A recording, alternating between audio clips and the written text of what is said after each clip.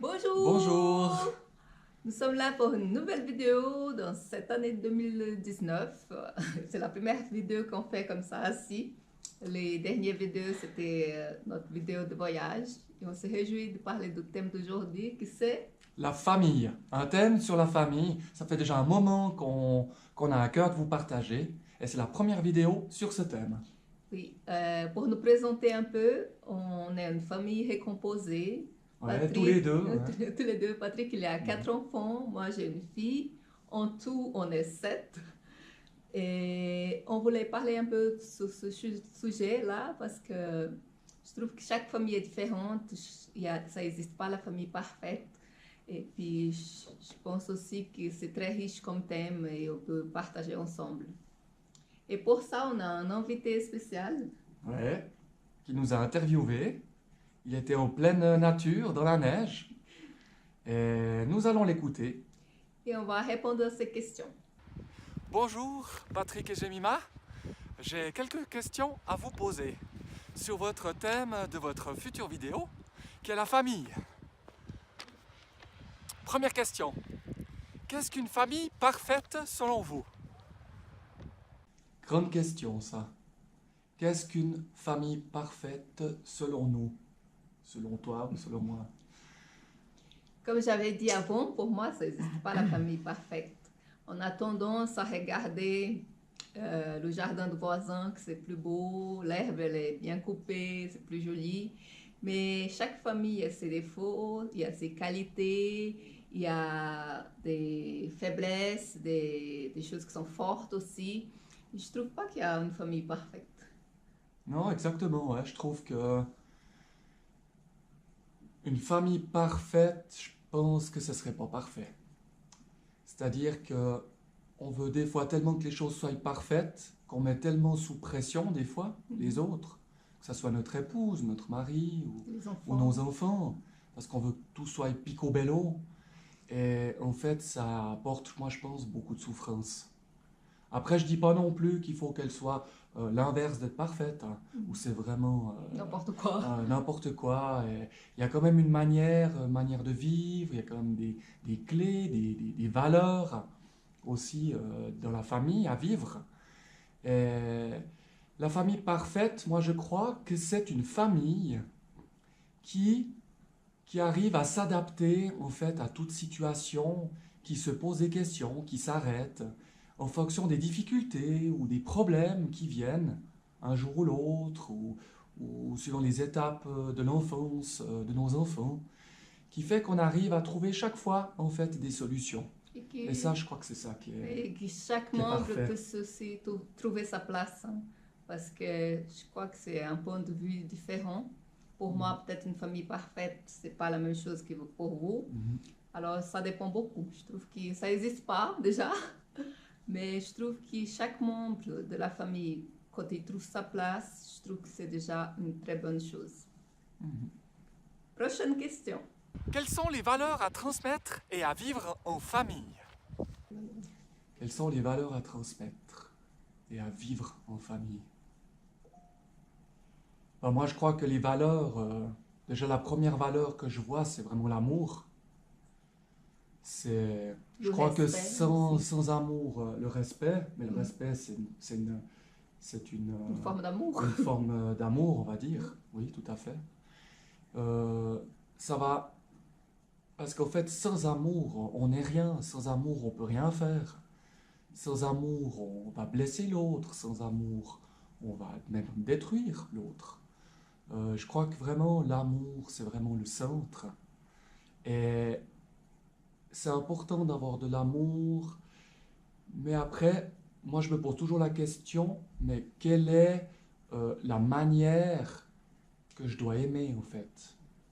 Parce qu'en fait, on peut très bien aimer quelqu'un, ou aimer son épouse, son mari, ou ses enfants, apporter de l'amour dans nos actes. Et en fait, il n'est pas reçu de cette manière-là. Ça ne va pas forcément remplir ou apporter ce sentiment d'amour euh, pour l'autre. Et je trouve que c'est important de pouvoir vraiment être sensible, de vraiment connaître aussi de C'est plus là en que ça rentre plus. le respect. C'est là que ça rentre en fait, Parce ouais, que tu exactement, le vas respect. Ouais. respecter l'autre, les différences de l'autre, la manière que la personne elle est. Je trouve que quand tu as cet amour-là, tu arrives à respecter, tu arrives à t'adapter. Euh, je dis pour nous aussi, on est tellement différents. Lui, il a grandi ici en Suisse, moi au Brésil. On a tellement de différences. S'il n'y avait pas ce respect et cet amour en nous, ça serait vraiment, vraiment très difficile d'avancer ensemble. Je trouve que le respect, ça joue beaucoup dans faire grandir sa famille. Ouais, exactement. J'aimerais aussi rajouter un élément aussi sur l'amour, c'est que il faut trouver par expérience cet amour en fait qui est inconditionnel. Même malgré qu'on a plus ou moins de sentiments, il y a des moments qui sont plus durs des fois dans la vie, on a l'impression qu'on aime moins, on est plus irrité, on aime moins l'autre. Et toujours avoir cette capacité de, malgré qu'il n'y ait plus forcément des sentiments, ou aussi avec, envers nos enfants, des fois dans des difficultés, ou des fois quand nous énervent, on est un peu irrité contre eux, des situations des fois dans la vie qu'on vit comme ça aussi en famille.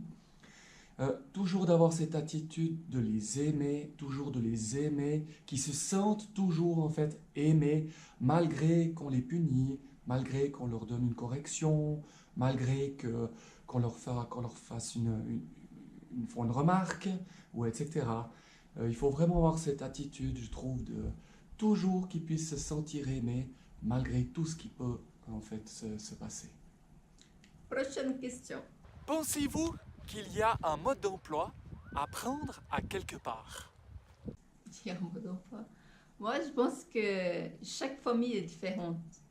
Moi, c'est vrai que j'ai grandi dans une famille où il y avait beaucoup d'enfants. Toi aussi, ta famille, vous êtes Oui, beaucoup tout à aussi fait. On était d'enfants. beaucoup aussi d'enfants. Mais je trouve que ma maman, elle était vraiment très stricte. On dit ça, stricte? Ouais, c'est ça, strict, Oui, un très peu sévère. sévère. Mais en même temps, elle avait tellement d'amour à donner, Voilà, c'est tellement ça. d'amour. Et puis, je trouve que la façon qu'elle faisait, j'arrive à passer à ma fille. Et puis, j'arrive à trouver cet équilibre aussi de ne pas être trop sévère, pas avoir trop d'amour, trop d'enfants gâtés. Mais je trouve, c'était quoi la question déjà? Bah, C'est un écoute, mode d'emploi, oui, j'avais j'étais oublié. j'étais aussi en train. C'est la question.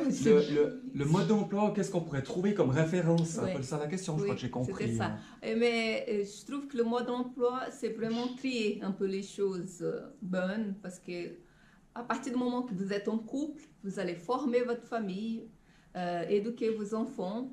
C'est vraiment prendre les bonnes choses de chaque côté et puis se mettre d'accord les deux sur tout ça pour faire passer des valeurs à vos enfants, quoi. Je pense que c'est prendre les bonnes choses. De toute façon, on va pas prendre les mauvaises, mais on a tendance, quand on a souffert, de passer sans faire exprès. Ouais, inconsciemment, des fois, il y a des choses. Ouais. Oui. On doit vraiment faire attention pour corriger certaines choses. Parce qu'on rentre dans des chemins qui sont automatiques, Oui. des fois. Mais moi, ce que j'aimerais dire par rapport à ce mode d'emploi, je vais quand même vous témoigner depuis des années, ce qui m'a quand même beaucoup apporté. Je sais qu'il y a pas mal aussi des fois de gens qui ont laissé de côté. Ça s'appelle la Bible. C'est un merveilleux livre, je trouve personnellement. Et surtout les enseignements de Jésus-Christ.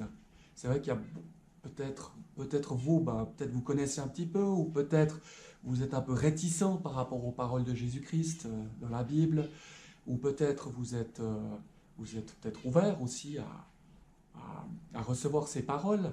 Mais c'est vrai que ça m'a beaucoup apporté, puis ça m'a beaucoup aidé pour moi, pour grandir, pour guérir, pour restaurer certaines choses, et aussi pour notre relation de couple. Ça m'aide et ça nous aide beaucoup, et pour vivre des choses merveilleuses, et aussi pour l'éducation, et pour élever nos enfants. Il y a aussi pas mal de valeurs et de clés, et des choses qui sont, je trouve, à nos yeux, à mes yeux, qui sont très important. Si vous aviez qu'une phrase à dire à tous les parents, que diriez-vous? Alors pour répondre à cette question, c'est que vraiment, en tant que parent, vraiment je vous recommande, vous qui êtes parents aussi, nous écoutez, je vous recommande vraiment à vraiment toujours être déjà à l'écoute, déjà que chaque personne est différente. On ne peut pas éduquer une personne de la même manière qu'une autre personne. Mes enfants, pour exemple, mes 4 garçons, ils sont les 4 différents. J'ai aussi eu 2 jumeaux, des vrais jumeaux, sont les 3e et 4e. Pourtant, ce sont des vrais jumeaux, mais pourtant, ils sont bien différents, je trouve aussi. Nous, on voit, en tant que parents, on voit ces différences. Et c'est pour ça qu'on a vraiment, je dirais, à faire attention, en fait, être sensible et faire attention à qui ils sont chacun. Et ils ont des dons à développer, des qualités qu'ils ont. Ils auront des choses, ils auront un chemin qui est chacun différent, un caractère aussi. Je pense que c'est important d'être à l'écoute et puis de les élever, de les édifier, de les accompagner dans ce qu'ils vont être. Et vraiment être de cette manière-là, avec eux. Je vous encourage vraiment dans ce sens-là. Moi, mon conseil, que je trouve, maintenant qu'on sort un peu de l'enfance vers l'adolescence et à presque des adultes, il y a des adultes aussi, je trouve qu'il faut être attentif parce que il y a un moment là, au milieu de tout ça, que tu n'as pas besoin d'éduquer. Je trouve qu'en tant que parent, on est tout le temps à faut faire comme ci, faut faire comme ça, éduquer. Il arrive un moment que je trouve que l'éducation, elle s'arrête un peu. C'est pas qu'on va laisser faire comme ils ont envie, hein, mais je trouve que tu es là pour conseiller, pour donner l'amour, pour écouter aussi, parce qu'ils vont changer, ils changent de phase. C'est comme un jeu vidéo. Ils changent de phase et puis ils sont différents, ils sont plus enfants. Bébé, enfant, ça change. Chaque phase, c'est différent. Je trouve que comme parent, d'être vraiment attentif à voir là, est-ce que j'ai besoin de donner un conseil? Est-ce que j'ai simplement besoin d'écouter? Je trouve que c'est important là, quand ils changent un peu, sortent de l'enfance vers l'adolescence, ils grandissent un peu aussi. Après, ils sont grands aussi. Après, vous allez être des grands-parents. Tout change. Je trouve que vous devez souvent s'adapter. C'est vrai que les enfants, on est là pour eux, pour les apprendre, mais on apprend beaucoup, je trouve. C'est très riche. Ouais. Par votre expérience, quelle est votre vision aujourd'hui de cette étape qui est importante, qu'est l'adolescence? Alors ça, c'est une question qui est pour moi, qui me touche beaucoup, et puis que j'ai vraiment envie d'y répondre. C'est que on entend souvent dire que l'adolescence, c'est l'âge bête. Et moi, j'aimerais vraiment vous dire ça. Je pense que j'en ai un petit peu souffert d'entendre, je pense, ce genre de paroles. Et je peux vous dire quelque chose, c'est que avec mes enfants, je leur ai jamais dit ça. J'ai 4 garçons, mon épouse a une fille qui est comme ma fille. Et ça, c'est quelque chose que je ne peux dire. Je suis plutôt là à les édifier, à les motiver, à les encourager. L'adolescence, c'est une période qui est critique. C'est une période entre l'enfance et l'adulte. Il a besoin de se développer, il a besoin qu'on lui fasse confiance, il a besoin qu'on l'encourage, ils ont besoin qu'on leur dise « mais c'est super ce que tu fais, je te motive, je t'encourage ». Mais parler d'âge bête, moi j'aimerais vous dire, ça c'est quelque chose, moi je trouve qui est blessant. Et je pense qu'il faut peut-être, je proposerais même de changer un petit peu cet état d'esprit. On a tous été adolescents. Moi, j'ai aussi été adolescent. J'ai aussi fait des choses qui étaient de mon âge d'adolescence. Mais ça fait partie de l'adolescence. Et je pense qu'on a aussi à avoir un respect, même s'il y a des fois des choses où ça nous casse un peu les pieds, on va dire, on veut être honnête. Mais moi, je pense qu'il y a des fois des choses où on doit faire notre poing dans notre poche.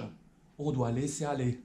On doit... Je ne sais pas ce que tu penses de ça. Je pense que c'est aussi de se mettre à leur place. On a passé aussi par ça, parce que c'est beaucoup de changements, c'est vraiment changement à l'école, changement eux-mêmes avec leur corps. Je trouve que c'est vraiment être attentif à ça, à leur demande, à voir qu'est-ce qu'ils ont envie.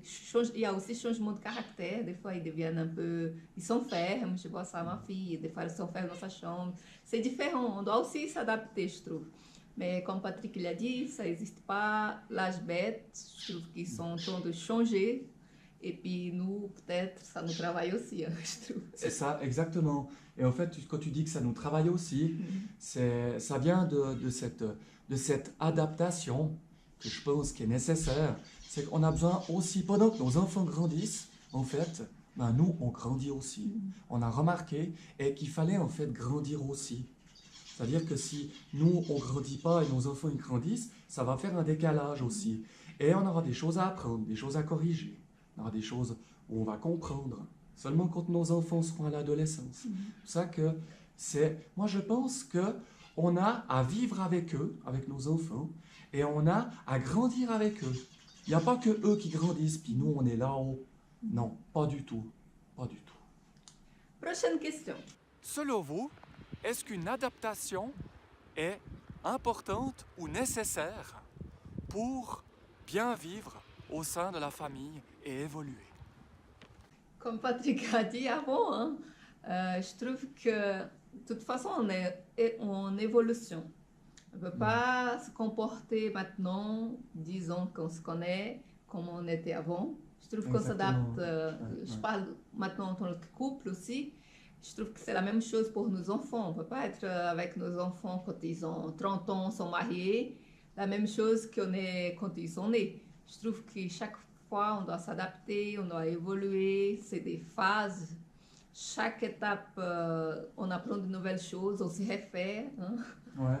On grandit aussi avec eux. Je trouve que c'est très important de s'adapter tout le temps, tout le temps, tout le temps. C'est comme une marche. Hein. Tu ne peux pas marcher toute ta vie avec les mêmes chaussures. Tu dois changer, changer, changer. Il y a des moments que c'est la montagne, c'est une autre espèce de chaussure. C'est la neige, c'est un autre. C'était à la plage, c'est des sandales. Je trouve que c'est tout le temps en train de s'adapter pour vivre bien. Il y a différentes saisons. Oui. Ça rejoint notre vidéo qu'on a faite sur les saisons. Ouais. Voilà. Et avez-vous un conseil à donner? Pour ce dernier conseil, hein, répondre à cette dernière question, je trouve que toute cette vidéo, il y a plein de petits conseils. Je trouve que ça n'existe pas un conseil, waouh, cela faut suivre. Je trouve que la famille, chaque famille c'est différent, on doit s'adapter à chaque membre de la famille. Mais je crois que le conseil, le plus grand que j'ai à donner, c'est que on a Jésus, on a Dieu, on a le Saint-Esprit en nous, et puis pour nous guider, parce que il y aura des moments difficiles, hein. Il y aura des moments durs, mais on ne doit pas perdre espoir. Dieu est avec nous, le Saint-Esprit est en nous, il est notre conseiller, et puis on va arriver à avancer, aller de l'avant, avoir une belle famille, et puis avoir des bons enfants, un super mariage. Que Dieu il est là pour nous, il nous aide. Et toi, Gilles?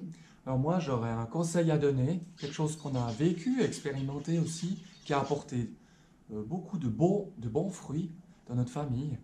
C'est des petits conseils. C'est-à-dire que souvent avec nos enfants, une fois par semaine, en fait, on se mettait autour de la table, au salon, le dimanche soir, c'était souvent le dimanche soir, pour discuter, chacun puisse prendre la parole, puisse que ça soit ouvert, et que chacun puisse dire ce qu'il a aimé pendant sa semaine, ce qu'il a moins aimé, ou s'il y a des petits conflits, s'il y a peut-être des choses que l'enfant aimerait partager. Et que chacun puisse s'exprimer. Et ça, déjà depuis assez petit, on a fait ça régulièrement. Et ça, c'est vraiment quelque chose qui a apporté beaucoup de choses. Et que je pense qu'il y a aussi désamorcé aussi des bombes, ces bombes à retardement qui peuvent péter. Et on ne sait pas comment après les gérer quand ils sont adolescents. Et je trouve que cette communication, ce dialogue, chaque semaine, d'être tous ensemble et vraiment dialoguer, puis être à l'écoute. Puis que chacun ait aussi le respect, les frères et sœurs, d'écouter aussi son frère et sa sœur. Aussi, c'était aussi important qu'il y ait ce respect dans ces moments de partage. Voilà. Ça, c'est un conseil que j'aimerais vous donner. Et voilà pour cette vidéo Voilà. sur le thème de la famille. Je trouve qu'elle était restée un peu longue, mais il y avait beaucoup Ouais. de choses. On va faire encore des autres vidéos. J'espère que vous avez aimé. Oui, et puis que ça apportera de beaux fruits À vous. dans votre couple, avec vos enfants et dans vos familles. Voilà. Merci Voilà. beaucoup. Et soyez bénis. À la prochaine. À la Au prochaine. revoir.